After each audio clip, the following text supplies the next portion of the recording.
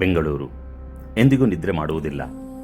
ಆದರೆ ಕೆಲವರು ಬದುಕಿರುವಂತೆ ಕಾಣಿಸಿಕೊಂಡರೂ ಬಹಳ ಹಿಂದೆಯೇ ಒಳಗೆ ಸತ್ತು ಹೋಗಿರುತ್ತಾರೆ. ರವಿ ದೊಡ್ಡ ಕಂಪನಿಯಲ್ಲಿ ಟೆಕ್ ಲೀಡ್, ಜಗತ್ತಿನ ದೃಷ್ಟಿಯಲ್ಲಿ ಯಶಸ್ವಿ.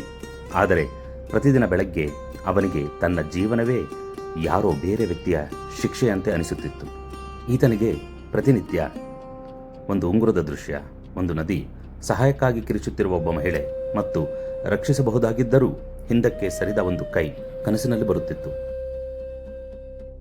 ವೈದ್ಯರು ಅದನ್ನು ಆತಂಕ ಎಂದರು, ಮಾನಸಿಕ ಗೊಂದಲ ಎಂದರು. ಆದರೆ ಕರಾವಳಿ ಮಲೆನಾಡಿನ ಭಾಗದಲ್ಲಿ ಹಿರಿಯರು ಅದಕ್ಕೆ ಬೇರೆಯ ಹೆಸರನ್ನೇ ಕೊಡುತ್ತಾರೆ. ಅದುವೇ ಪಿತೃಶಾಪ. ಸ್ವಪ್ರೇರಣೆಯಿಂದನೋ ಅಥವಾ ದೇವರ ಪ್ರೇರಣೆಯಿಂದನೋ ಆತ ಮಲೆನಾಡಿನ ಜ್ಯೋತಿಷಿ ಬಳಿ ಹೋಗುತ್ತಾನೆ. ತನ್ನ ಹಿರಿಯರು ಹಲವು ಬಾರಿ ಪೂಜೆ ಪುನಸ್ಕಾರಗಳು ಮಾಡಿದ್ದರೂ ಕೂಡ ಏನೋ ಒಂದು ಅಪೂರ್ಣವಾಗಿತ್ತು. ವೃದ್ಧ ಜ್ಯೋತಿಷಿ ನಕ್ಷತ್ರಗಳನ್ನು ನೋಡಲಿಲ್ಲ, ಅವುಗಳ ಮಧ್ಯದ ಮೌನವನ್ನು ನೋಡಿದ. ಬಾಗಿಲು ಹೊರಗಿನಿಂದ ಮುಚ್ಚಿಲ್ಲ, ಒಳಗಿನಿಂದಲೇ ಕಟ್ಟಿಹಾಕಲಾಗಿದೆ. ನಿಮ್ಮ ವಂಶದ ಬೇರುಗಳಲ್ಲಿ ಇನ್ನೂ ಒಂದು ಸುಳ್ಳು ಜೀವಂತವಾಗಿದೆ. ಭೂತಕಾಲ ಪ್ರವೇಶ 200 ವರ್ಷಗಳ ಹಿಂದೆ.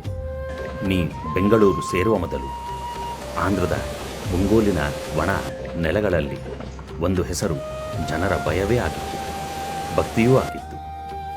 ಅವನು ಒಬ್ಬ ನಾಯಕ, ಪಂಚಾಯಿತಿ ಮುಖ್ಯಸ್ಥ. ಜನರು ಅವನ ಕಾಲಿಗೆ ಬೀಳುತ್ತಿದ್ದರು. ಅವನ ಮಾತೇ ನ್ಯಾಯ, ಅವನ ಹೆಸರೇ ಗೌರವ. ಆದರೆ ಇತಿಹಾಸಕ್ಕೆ ಸತ್ಯಕ್ಕಿಂತ ಕತೆಗಳೇ ಹೆಚ್ಚು ಇಷ್ಟ.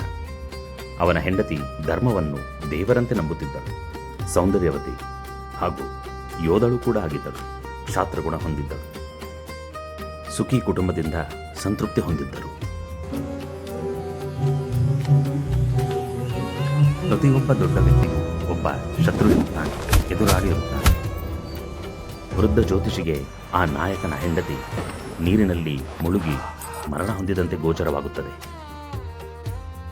ನಿಮ್ಮ ಮನೆತನದ ಈ ಹೆಣ್ಣು ಆತ್ಮಹತ್ಯೆ ಮಾಡಿಕೊಂಡ ನಂತರ ಮೋಕ್ಷ ಸಿಗದೆ ಪ್ರೇತವಾಗಿ ನಿಮ್ಮ ಏಳಿಗೆಗೆ ಅಡ್ಡ ಬರುತ್ತಿದ್ದಾಳೆ ಎಂದು ತಿಳಿಸಿದ ನಂತರ ಆ ವೃದ್ಧ ಜ್ಯೋತಿಷಿಗೆ ತಾಂಬೂಲ ಶಾಸ್ತ್ರದ ಮುಖಾಂತರ ಕಂಡದ್ದು ಒಂದು ವಿಚಿತ್ರವಾದ ಘಟನೆ.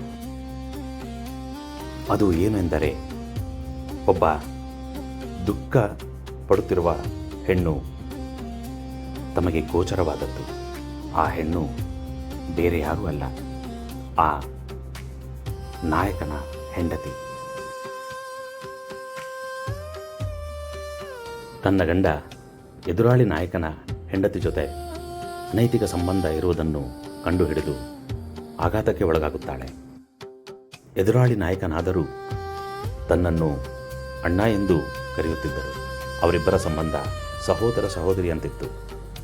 ಇದೇ ವಿಚಾರವಾಗಿ ತನ್ನ ಗಂಡನನ್ನು ಹಿಡಿದು ಬುದ್ಧಿಮಾತು ಹೇಳಲು ಹೋದಾಗ ಜಗಳ ತಾರಕಕ್ಕೇರಿ ಅಕಸ್ಮಾತ್ತಾಗಿ ತನ್ನ ಗಂಡ ತನ್ನ ಹೆಂಡತಿಯನ್ನು ನೀರಿಗೆ ತಳ್ಳುತ್ತಾನೆ. ಈ ಘಟನೆಯ ನಂತರ ತನ್ನ ಗಂಡ ಹಾಗೂ ಮುಂದೆ ಬರುವ ಪೀಳಿಗೆ ಯಾರೂ ಕೂಡ ನೆಮ್ಮದಿಯಿಂದ ಇರಲಾಗಲಿಲ್ಲ. ಇದುವೇ ಪಿತೃದೋಷ, ಪ್ರೇತಬಾಧೆ. ಇದನ್ನು ನಿವಾರಣೆ ಮಾಡಿಕೊಟ್ಟಂಥ ಹಿರಿಯ ಜ್ಯೋತಿಷಿಗಳಿಗೆ ವಂದನೆ ಸಲ್ಲಿಸುತ್ತಾ ರವಿ ಅಲ್ಲಿಂದ ಹೊರಟನು. ಆ ಪ್ರೇತಕ್ಕೆ ಮೋಕ್ಷ ದೊರಕಿತು. ತಾಂತ್ರಿಕವಾಗಿ ಆರ್ಥಿಕವಾಗಿ ಎಷ್ಟೇ ಮುಂದುವರಿದರೂ ಯಂತ್ರ ತಂತ್ರ ಮಂತ್ರ ಈ ಒಂದು ವಿಚಾರವನ್ನು ಎಂದು ಕಡೆಗಣಿಸದೆ ಹಿರಿಯ ವಿದ್ವಾಂಸರಲ್ಲಿ ಪರಿಹಾರಕ್ಕೆ ನಾವು ಸದಾ ಮಾರ್ಗದರ್ಶನದಲ್ಲಿ ಇರಬೇಕು. ಇದು ನೈಜ ಘಟನೆ ಆಧಾರಿತ ಒಂದು ಕಿರುಚಿತ್ರ. ನಮಸ್ಕಾರ.